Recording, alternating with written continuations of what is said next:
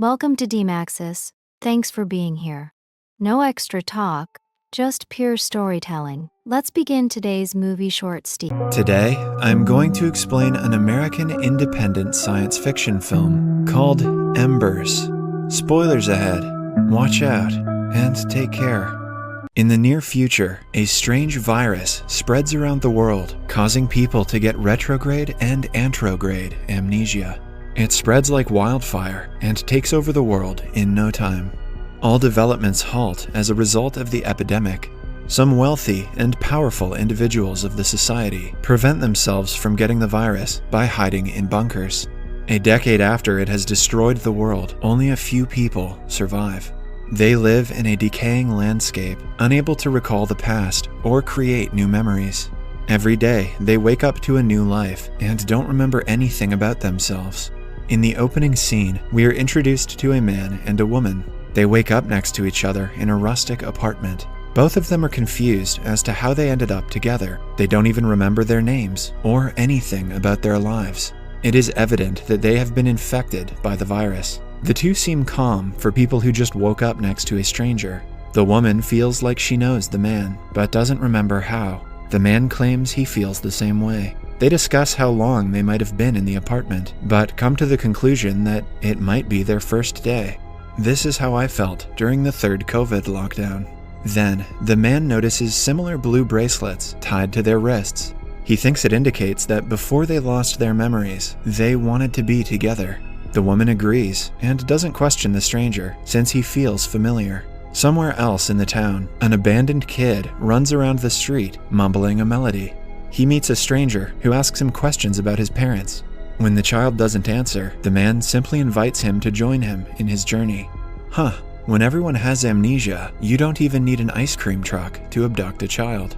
They continue walking to no particular destination. The boy wants to play with the man's watch, so he hands it to him.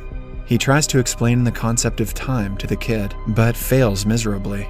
A while later, the boy gets distracted by a mirror on a pile of garbage by the side of the road.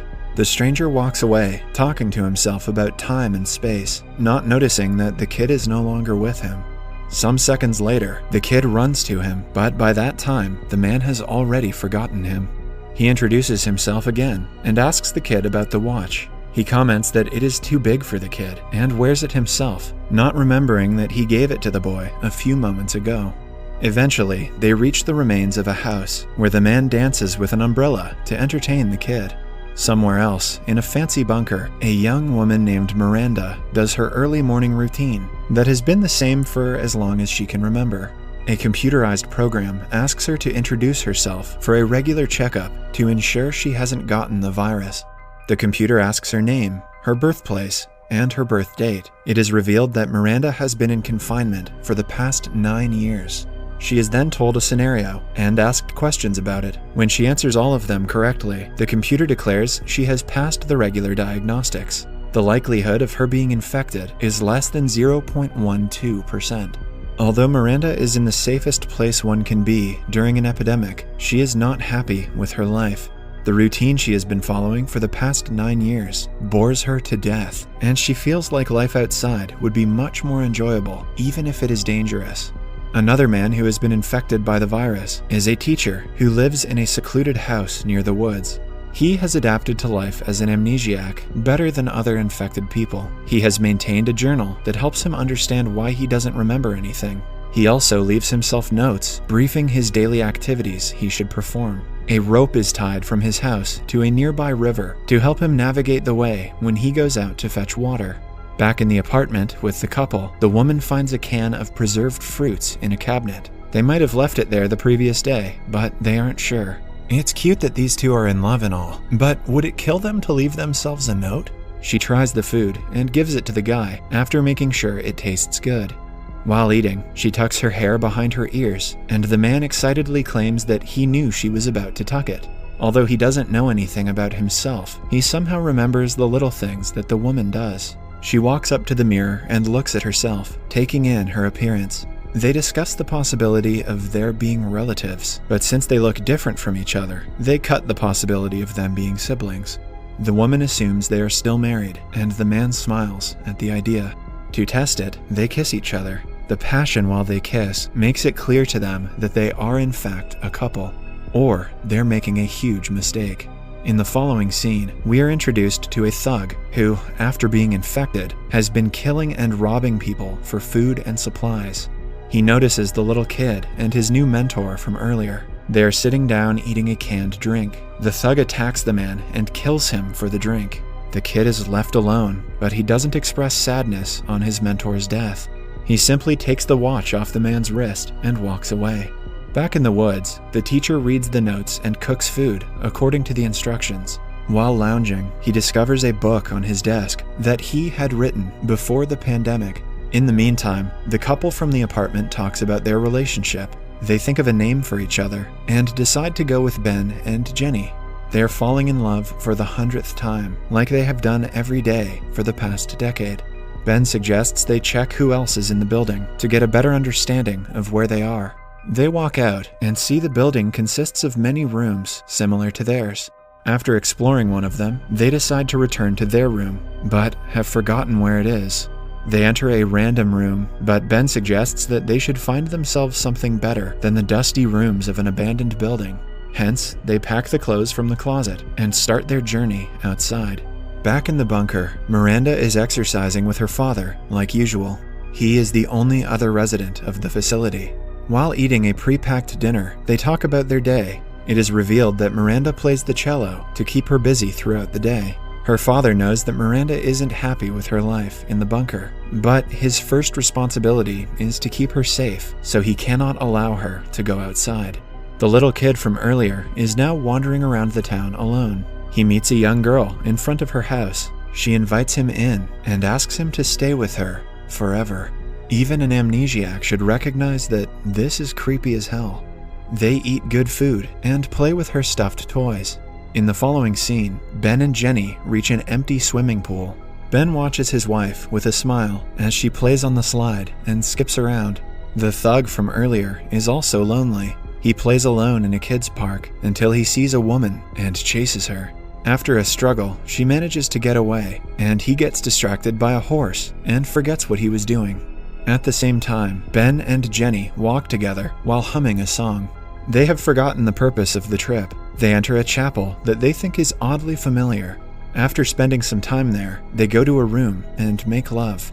At night, they sit in front of the fire, talking about several things. They quickly register that the next day they will be strangers again. Hence, they shouldn't fall asleep in order to remember they love each other. The following morning, the kid wakes up on a pile of toys. He doesn't remember how he got there, so he escapes through the window. While roaming around the woods, he meets the teacher and follows him home. The teacher is not happy about his presence at first, but opens up to the boy with time.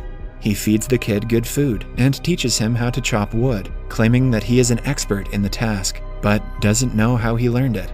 Ben and Jenny, on the other hand, have eventually fallen asleep. They wake up as strangers yet again. They repeat the conversation from the previous day and get along. Moments later, they are roaming around town while talking. This time, they name each other Max and Katie. Katie hurts her leg, making it bleed profusely. Max quickly runs away to get some water for her, asking her to wait for him. He gets a bottle of water, but doesn't remember why he was looking for it in the first place. He drinks it and walks the other way, while Katie still waits for him to return.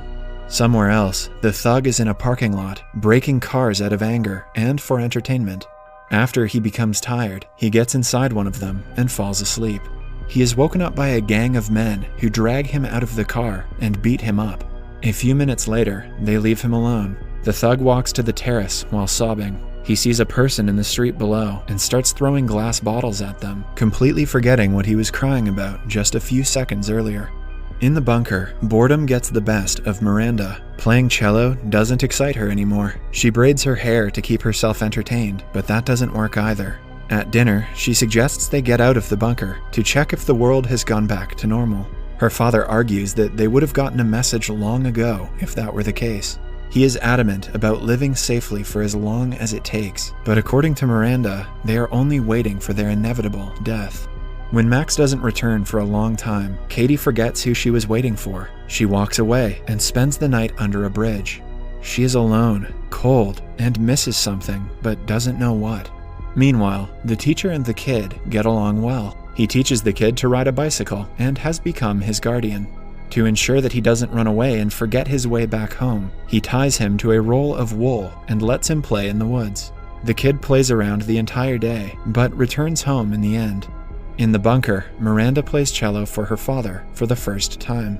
She asks him to come outside with her, but he doesn't agree. When the computerized voice takes Miranda's test the next day, she deliberately answers incorrectly. At night, she packs up her belongings, determined to leave the bunker and live a life of her own accord. She leaves her father a note, saying goodbye, and enters the exit tunnels. After getting lost for a little while, she finally reaches the outside world and smiles, taking in the beauty of nature. Moments later, she walks off into the distance, living her life for the first time. Back in the town, Katie is living off the food she finds in the garbage. It begins to thunder, so she takes shelter nearby, where a guy with a similar bracelet stands by her. The guy turns out to be Max. The movie ends as they stare at each other, almost as if they remember their past together. If you enjoyed this video, please don't forget to share it with your loved ones so they can enjoy it too. Your support really means a lot to us. Kindly leave a like, drop a comment and join our growing family by staying connected with us. Yen.